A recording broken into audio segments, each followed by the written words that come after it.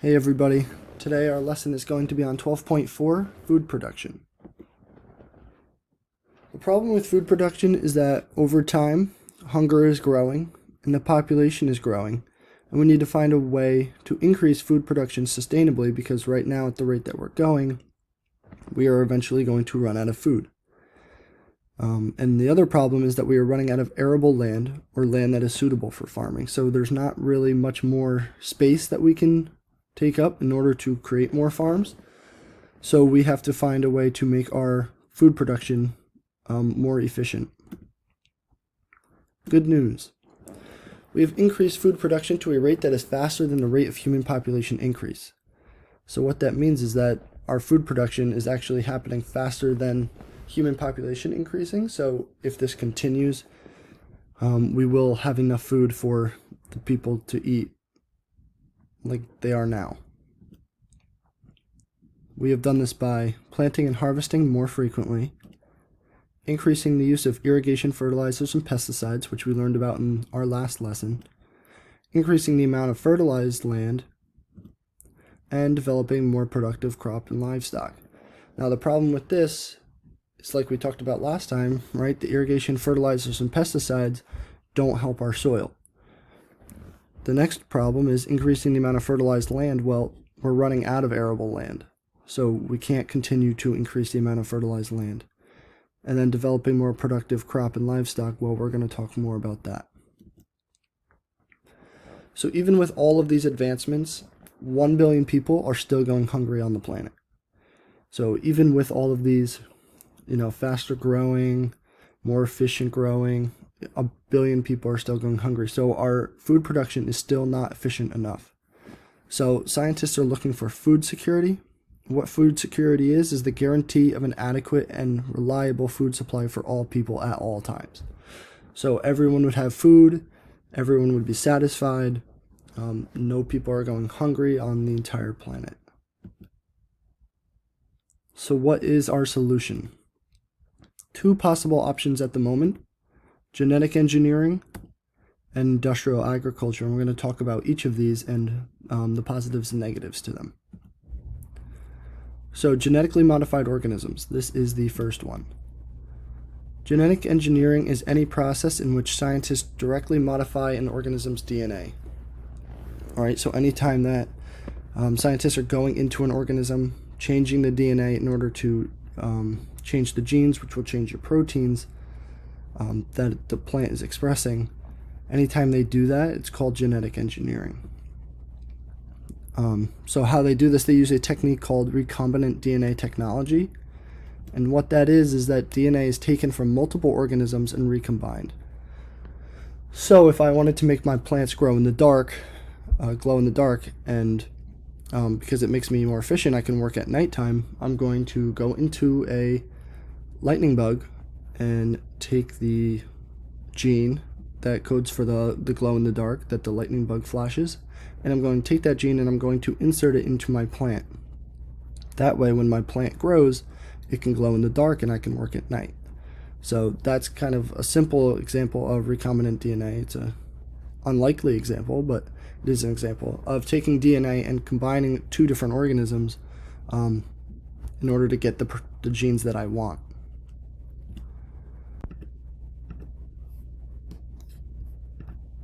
Alright, sorry about that. I don't know why it's showing up all clustered like that.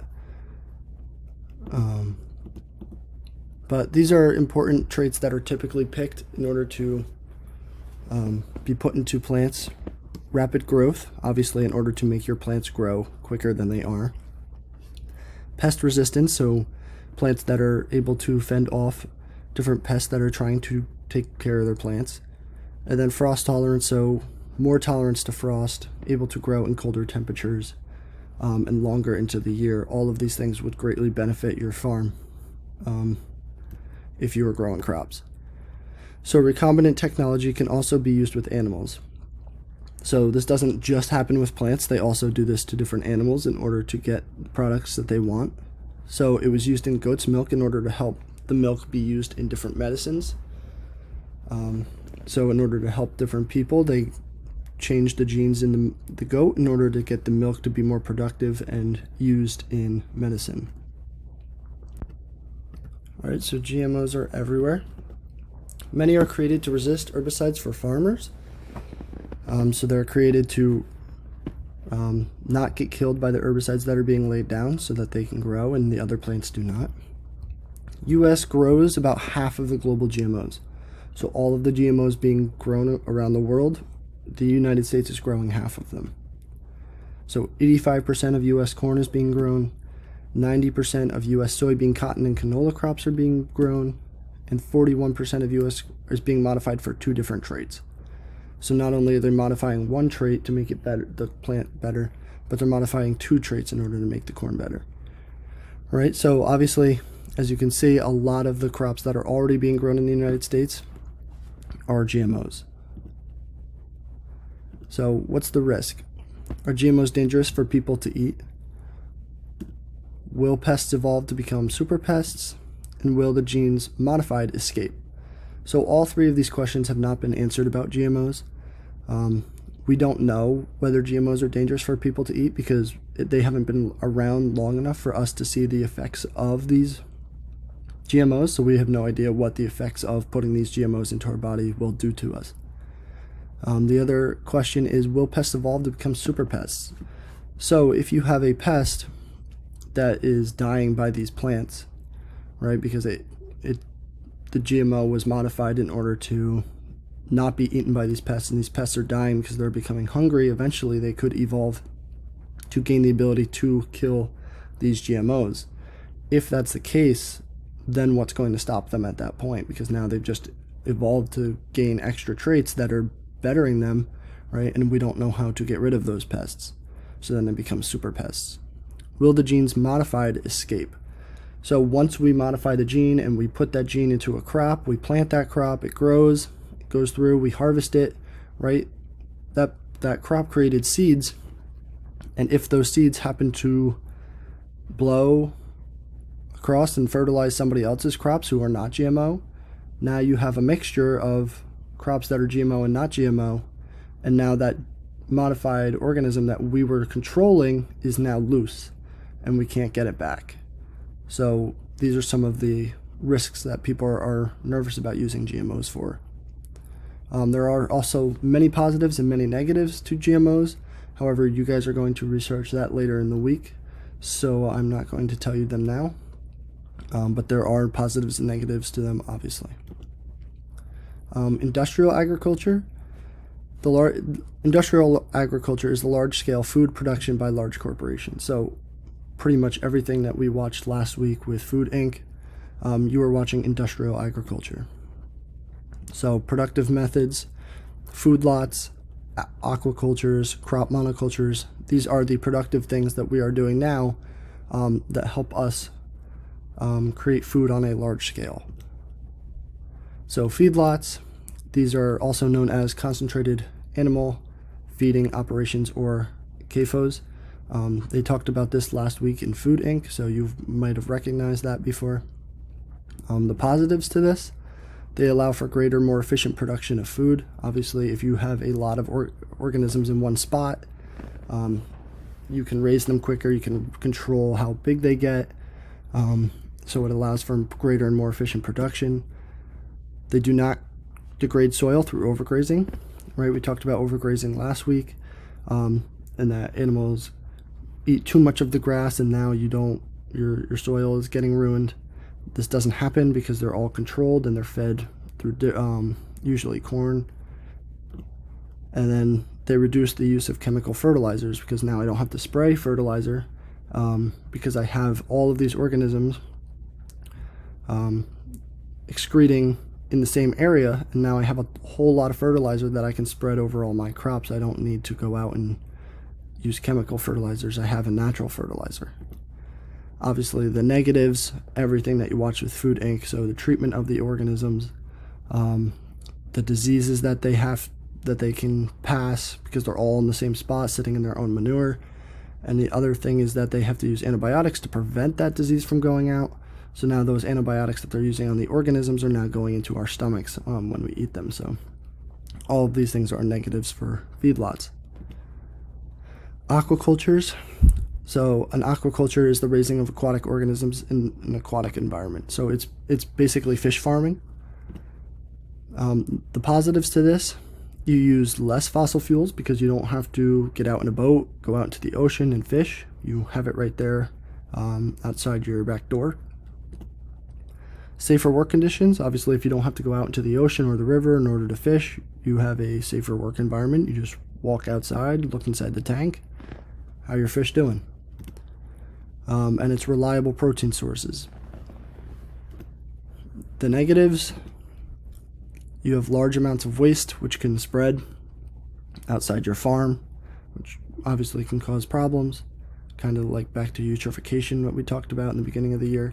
Disease: if you get one disease in one of your tanks, it's going to wipe out almost all of your fish.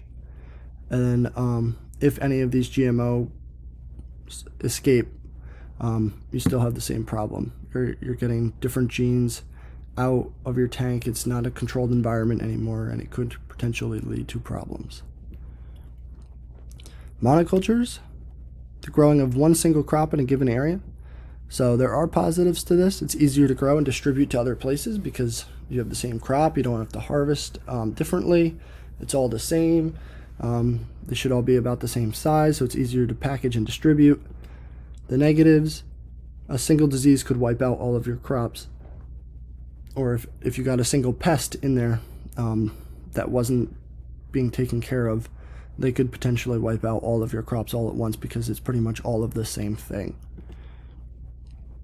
Are there other options besides industrial agriculture and GMOs? Well, there are a few. Besides GMOs or industrial agriculture, people could support sustainable agriculture or locally supported agriculture. And we talked a little bit about this last week through Food Inc. So sustainable agriculture does not deplete the soil faster than the soil returns. So basically, it's good for the soil, so you are able to do it for a long time into the future. One example of this is organic farming. Right? Organic farming, they're not using pesticides, they're not using too much irrigation, right? So your soil is not being depleted over time. Right now it's more expensive. However, because it's more expensive, but they don't use all these chemicals and fertilizers, it can last into the future. Locally supported agriculture is another option. So farmers markets are an example of this. They're becoming more and more popular around the country. The benefit of this is that food can be grown for taste, texture, and color rather than durability. So rather than having to grow it and then ship it out for 3 weeks as it drives across the country and then has to last on a shelf or until it's bought, these things are grown within the week, and then they sell them at the end of the week or at the end of the month, at a farmer's market where they can grow it better because they don't have to worry about the durability of that product. And because of that, you're going to get better taste, you're going to get better texture and color for your crops because you don't have to worry about how long is it going to sit on the shelf. All right, so all of these things are different options that we're looking at, but the overall problem is food sustainability for the future. This growing population, how are we going to keep making food for everybody? These are all of the options. So there is obviously more information on this. We kind of did it in a brief context, but just think about that as we go through the week. We're going to be talking about all these different things. If you have any questions about any of this, bring your questions tomorrow to the Zoom and we can talk about it.